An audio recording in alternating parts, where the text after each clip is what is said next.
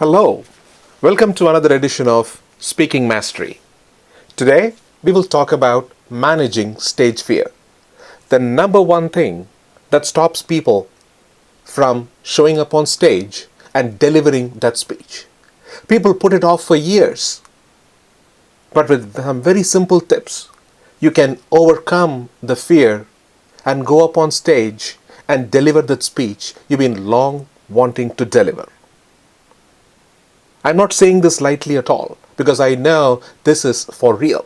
No matter how old you are, no matter how experienced you are, fear of speaking is for real. Even the most experienced speakers go through stage fear every single time they show up on stage. The question is, how do we manage the fear? The fear that makes your hand tremble, makes your knees go weak, makes you sweat, and in some cases, makes you wish that the world will open up and consume you. That is how powerful this could be. Now, as Jerry Seinfeld would say, according to most studies, people's number one fear is public speaking. Number two is death. Death is number two. Does that sound right? This means to the average person, if you go to a funeral, you are better off in the casket than doing the eulogy. Funny, but true. As Mark Twain would say, there are two types of speakers, those that are nervous and those that are liars. Again, very true. Now, fear could be your friend or fear could be your worst enemy. In my opinion, fear is there for a reason. According to me, in my opinion, fear is there so that you can build up the reverence towards your audience, your customers, whoever is going to be the beneficiary, the recipient of your speech, whatever it is that you're trying to deliver through your speech.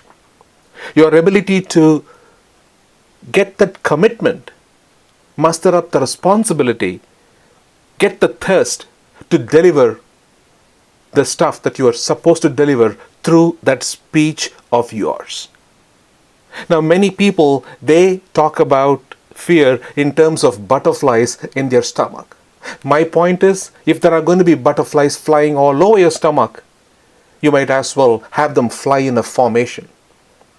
Rather than having them fly all over the place, have them fly in a formation.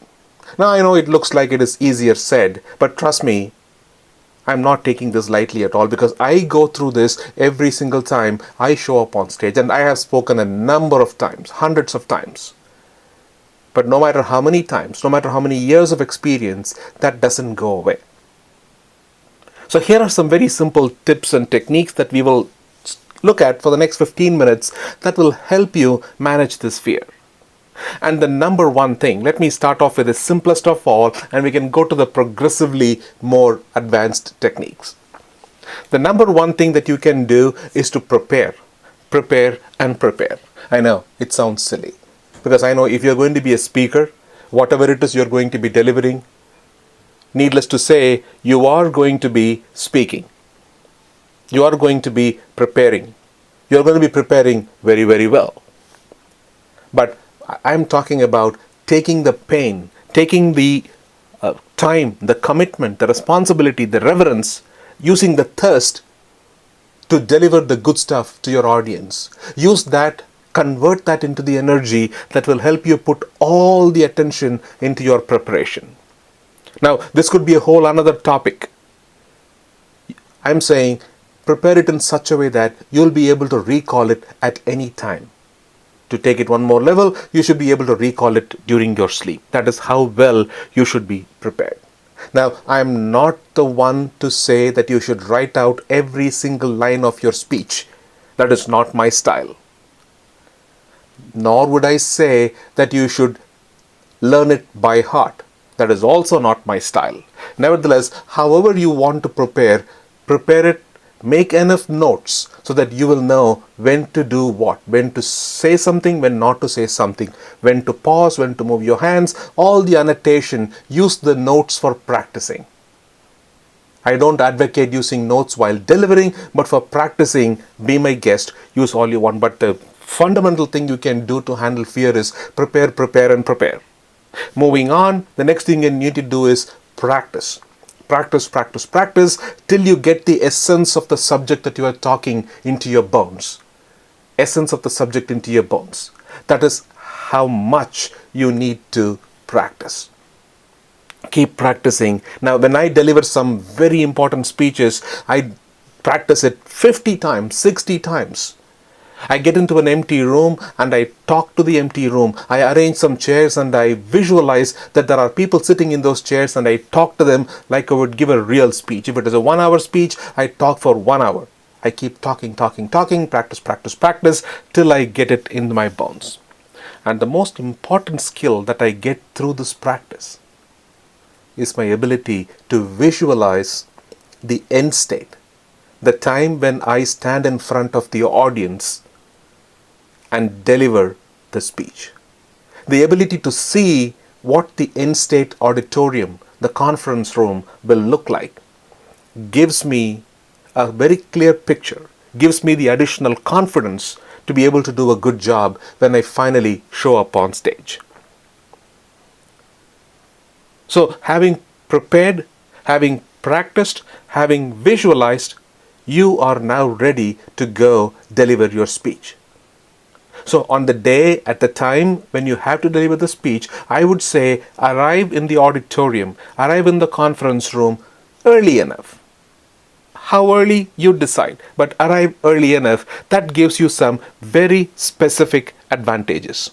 For one, you can walk up to the stage and get a first-hand feel for how the stage feels like, what the stage feels like, looks like, and how does the audience look like from this place, from your vantage point, from the place where you are standing on the stage. Visualize. Go back to the time when you practiced and visualized.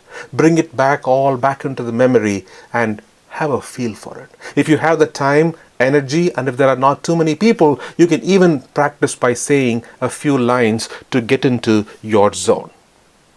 The next thing you do, start greeting people as they come in. Getting familiar with the audience, getting to know them is one step closer to reducing your fear. Now, it is likely not all of them may be your friends. You may not even know any of them, especially when you go to large conferences. But making the connection with the person here and a person there gives you that comfort of friendship. So when you get onto the stage to deliver the real speech, you know you are speaking to your friends. And that comfort is very crucial for you to get over your fear. Now, above all, be confident in the fact that you prepared and practiced. You gathered all that knowledge. You put in so much time preparing and practice. That should give you the confidence. Now, nobody else in the audience put in so much time to prepare, and that should make you the most awesome person for that subject in that whole room, in the midst of the whole audience. And additionally, you prepared and you practiced, so you will do good. Feel that you are the best person to deliver that subject that day in front of that audience. A little vanity goes a very long way. A very long way. The audience there should be very lucky to have you. If you start believing that the audience there is lucky to have you speak, that's what I call vanity. A little vanity goes a very long way. Because the audience is there to take advantage of the time you put to prepare and practice that speech. And you are the expert, not only because you know the subject very well, because you went ahead and practiced and practiced and practiced. Now, here is my thought. If you were delivering this talk to one individual, will you be scared? Will you have any trouble presenting it to one person, one individual? I hope not. I hope not. Now, when you go to an audience is nothing but a collection of people, a collection of individuals. So, if one individual does not scare you, why should a group of individuals scare you? They are audience, not jury. They are not there to judge you. They're not there to say, hey, so and so did a fabulous job or a horrible job. He should have said this way. They might say, but then because you prepared, because you practiced, you will do a good job, and that is all that matters. You are accountable to you and nobody else. So if you can speak to an individual, you can speak to a group. And remember, the audience is there not to judge you. They are not jury. And most importantly, going back to the expert statement I made, you are there to teach them a thing or two. And the audience is there to learn a thing or two for you. And for this very reason, they are going to be cheering for you as you are speaking. Because you are teaching them something very valuable, which they didn't know. Nuggets of wisdom which they would have otherwise not obtained. So let that give you the confidence to be able to do your speech very well. And once you are on the stage, ready to talk, pause. Hit the pause button. Now most people, they show up on stage and they start talking immediately, as though somebody was pushing them to say the first word the moment they showed up on the podium. The first thing I do when I show up on stage is take the time to breathe. Seriously, breathe. And more importantly, belly breathe. Belly breathe. When you breathe with your belly, deep, long breaths, that brings in all the air into your body, all the oxygen, which enriches your blood and gives you the energy and the confidence. That also buys you the time. So take your time, do 5, 6, 10 belly breaths. Take the time. There is no compulsion. Don't be compelled to speak immediately. Nobody is counting. The clock is not ticking. So take your time. I would even go to the extent of saying, take 10 full seconds. Take 10 full seconds to compose yourself. Now I know 10 full seconds might look like an eternity, a lifetime, when you are standing in front of your audience. But if that is the case, instead of standing just simply there, I would say, look down and start shuffling your papers. Start organizing them, or at least pretend like you are organizing your papers. And that will make you feel less awkward in front of the audience. And that will also buy you the required time. So, key point, key learning.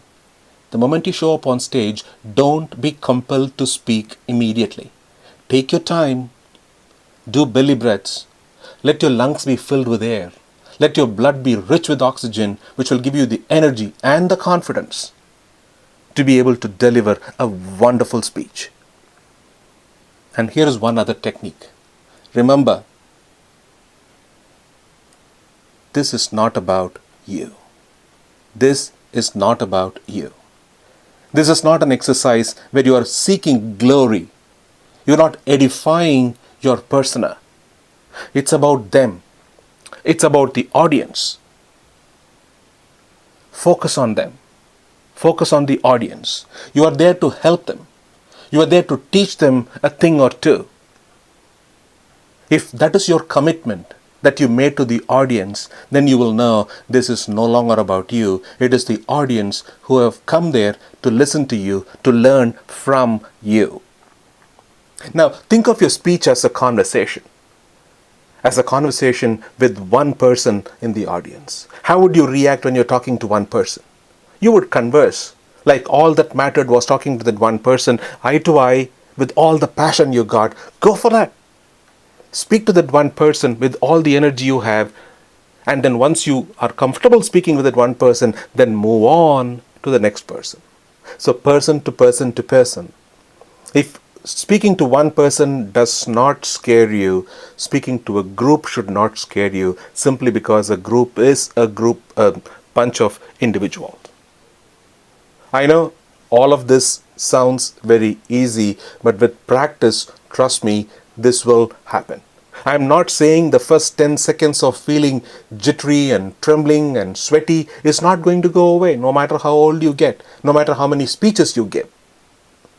But then with practice, you'll be able to manage the fear, reduce the amount of time your hands tremble, and get over it and get on with delivering a wonderful speech. That said, I also have a few don'ts, a definite set of don'ts that you don't do when you speak. One, absolutely no alcohol before you speak. That is my rule. It could be different for you. Absolutely no alcohol. With alcohol in your body, anything could happen. You could even say things that you are not prepared to say, and that, I tell you, is a disaster. When a speaker comes ahead and says things that he is not prepared for, that could turn into a big disaster. So no alcohol. Caffeine, coffee, preferably no. If you are the jittery kind, if your hands jitter, caffeine could aggravate the situation. But if you're used to handling coffee and still speaking well, be my guest. Person to person, differs from person to person. But then preferably no caffeine before a speech. And also because for most speakers, their hands kind of shiver, tremble for the first few seconds, I would say don't draw any attention to your hands during the first few seconds of your speech. Don't draw any attention. You don't want people to see your hands trembling. If you have to drink water, take a quick sip. Again, just to avoid people from seeing you not tremble. The other thing you can also do is if you have notes, place it on the lectern, place it on the podium. You don't have to hold them. You don't want the notes to kind of waver, to flutter, because your hands are shivering. So all this only for the first few minutes. So like I said, after the first 10, 20 seconds, things are going to calm down. The confidence that you got because of your preparation and your practice will take over. And that will help you deliver a fabulous speech. So going back to the beginning when I said, if you have butterflies in your stomach, you might as well have them fly in a formation. With practice, with careful adoption of each of these little techniques, you will make a wonderfully good speaker. Trust me, I've been there and I've done that. Thank you so much for listening.